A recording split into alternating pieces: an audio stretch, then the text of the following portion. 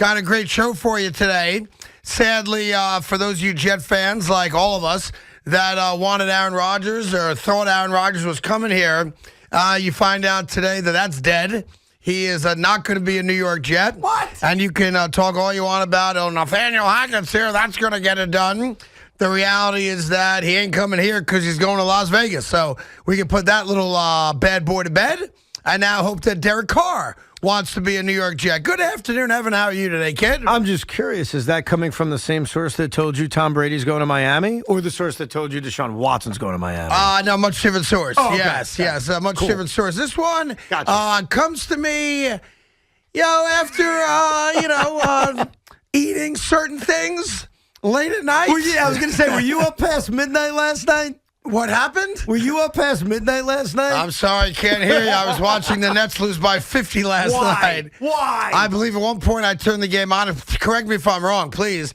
I thought I saw the score: Boston 27, Brooklyn 4. So to the audience, did I miss that? Did I have that right? I did not bring up the Nets. Yeah. I never mentioned them. I wouldn't even think of doing so. But my basketball-loving, bald-headed partner decided unprovoked to just talk Nets basketball. Not me, him. Well, just want to make that clear. It was 27-4. I go, you know what? I watched the game, bro. At this point, I think I'll turn it off and go to bed. I actually started recording a Rico Brunian halftime. You did not watch that entire game. You couldn't have. Come on. I very, very rarely, Craig, will shut a game off. It's very That was rare. the one. Last night, I even tweeted it. I said, for my sports mental health, I should stop watching this game. But I hung in there until halftime. As soon as I saw Frank Isola's face, no offense to Frank, of course. I said, I'm out. I'm done. Peace out. I need to give myself a vacation, and I took it. So, yes, I shut it off Third at quarter. halftime. Oh, halftime? Halftime. I don't blame you. I mean, listen. Oh, gee golly, thanks. As great a fan as you are, there are nights when you know. And last night was one of those nights. You know what? It's not only that. It's not only, it was pissing me off. Like every shot, every possession, every turnover, every Tatum play. I was getting angry, and I didn't think that was good for my innerness, Your innerness? My innerness. Yeah, your soul I is said, what it was. They stole your soul last night. They stole it, and then they shoved it down my throat. Yeah, so Boston's got Brooklyn's soul. That's about the extent of the net talk today.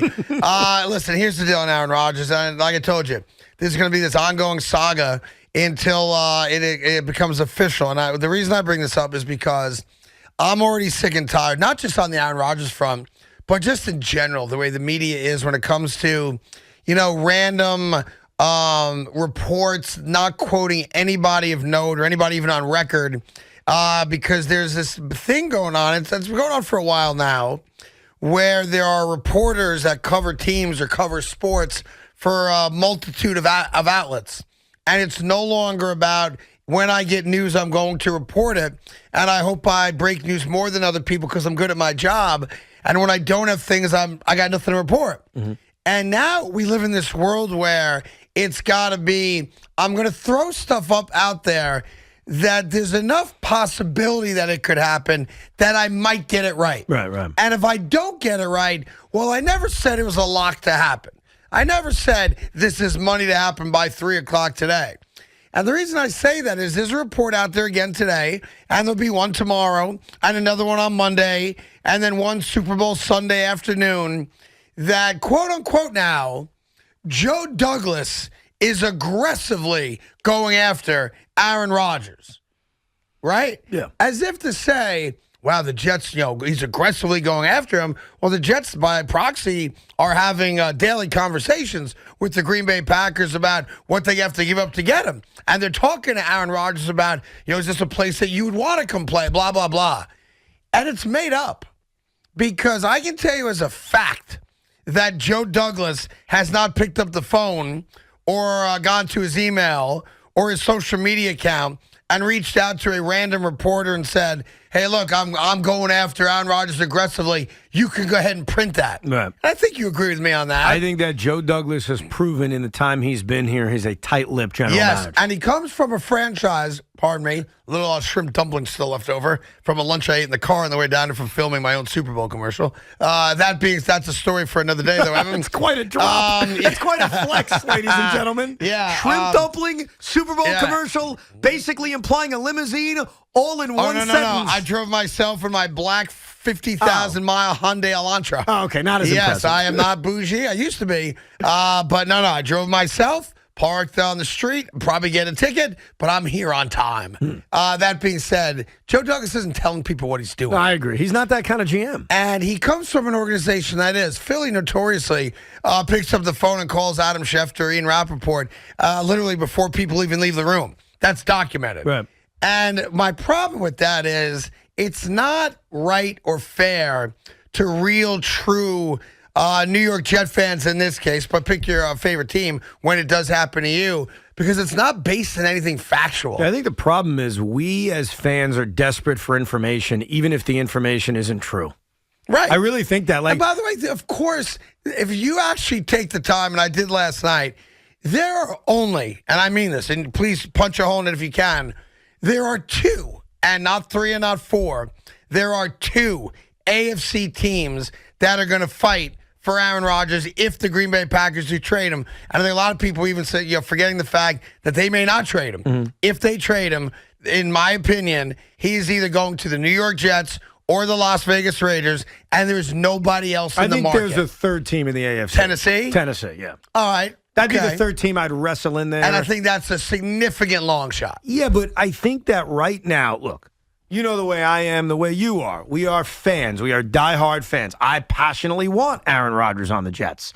So any little nugget of information, any crumb that we get, we just swallow it whole. So last night, Devontae Adams is doing a Q&A. He implies, what neighborhood is Aaron Rodgers going to move to when he moves to Las Vegas? By the way, the question was asked by a Las Vegas Twitter account. Right. Like Las Vegas, the city. It's like a tourism account. Yeah, was the one that asked the question. Yep. And Devontae probably jokingly says, my neighborhood, and yet we all go nuts about that. Right.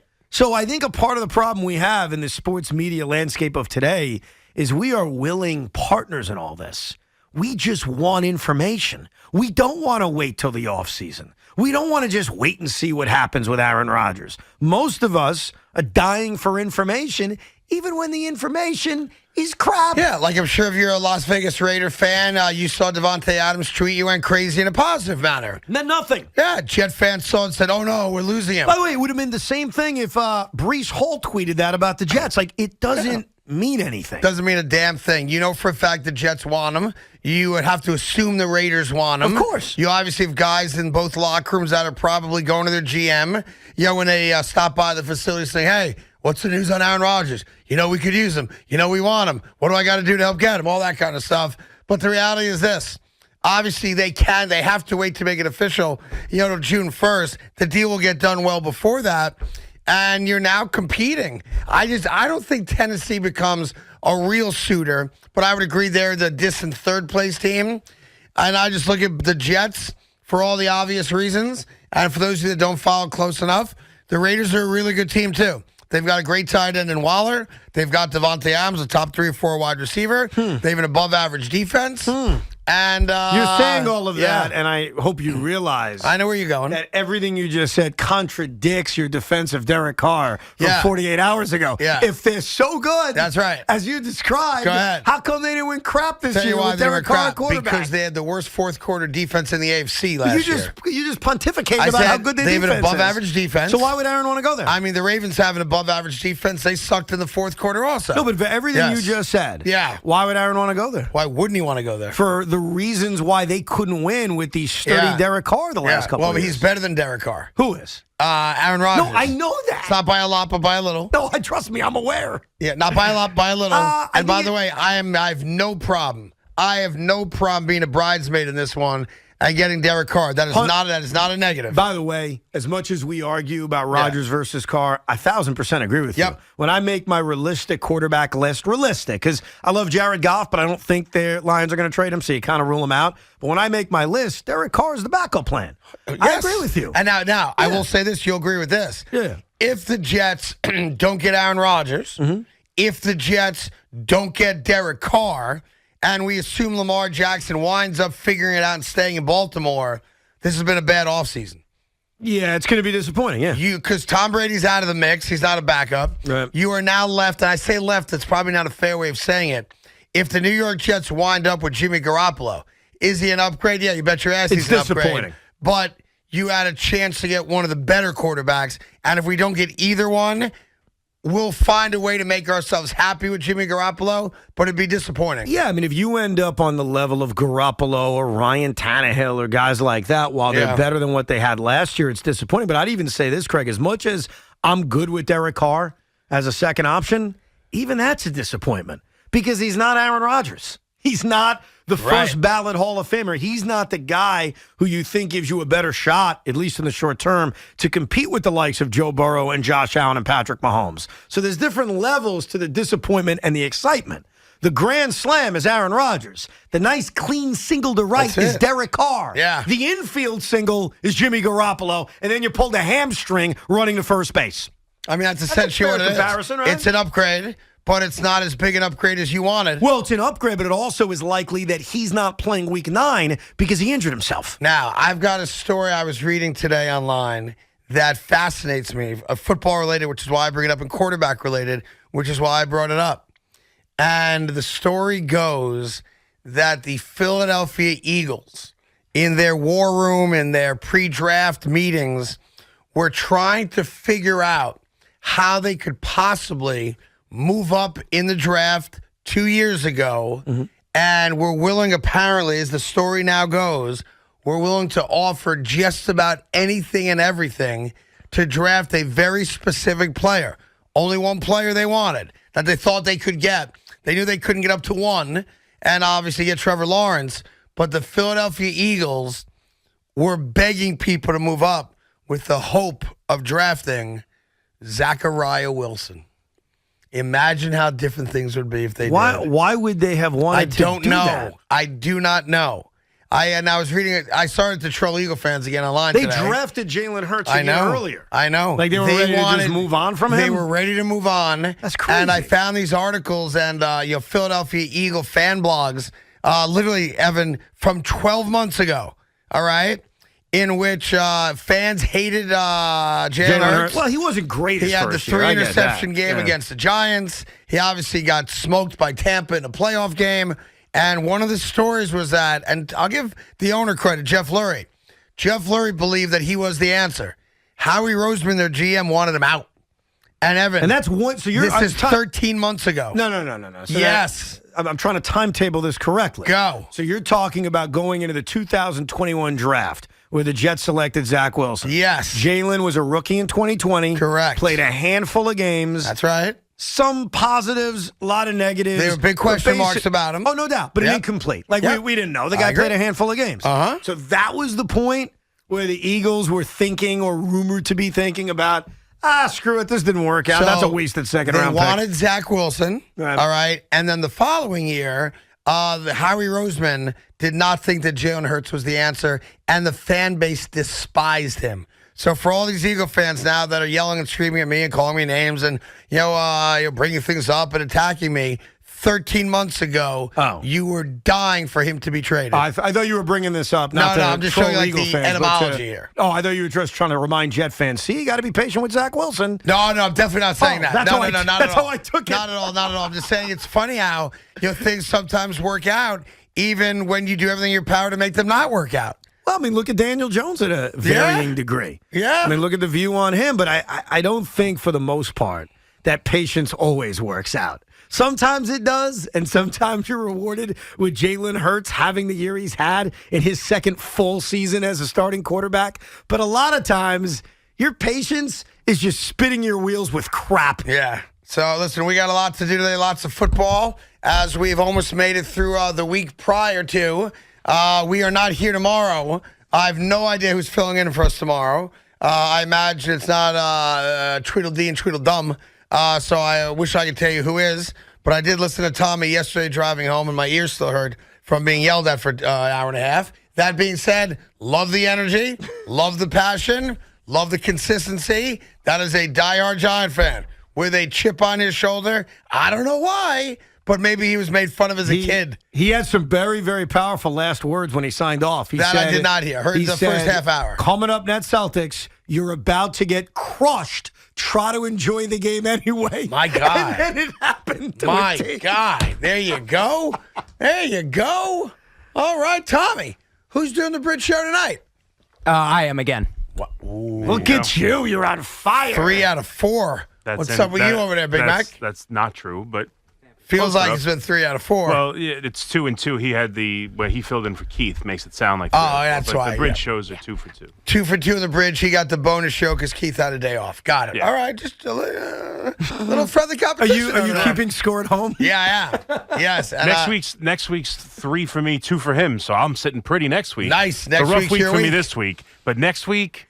And is I'll it have like no in every worries in other life. day, like you're Monday, Wednesday, Friday, he's Tuesday, Thursday? No, or is it it's Monday, kind of Tuesday, Wednesday? it's kind of been like Monday, Tuesday, Wednesday are mine, and Thursday and Friday are his. Got It's it. Kind of All right. I like Should I that. put a poll out? Which bridge show do you like more, Loogie versus Big Well, Mac, or is that not nice? I would wait till next week. Let them both get this week is a pro Tommy week. Next week is a pro Big Mac week. And then I think we do that poll right after that. Well, Fair enough. and they can both share in with Tweedledee and Tweedledum tomorrow. Now, you guys are filling in? Yes. Oh, nice. Good for you. I said no to that. Okay, awesome. I'm I sure guess you that don't would have be the great. pull around here you thought you did. Yeah, I guess I don't. I may have been talking to myself when I said it, but I may have also said something to Spike. By the way, your girl, Trista Crick, Tommy's sometime partner here, when he does weekends and stuff, but she fell for the all-time greatest troll job in the last month. I mean, it is, you got to bleep out the last word if you guys want to do that for me.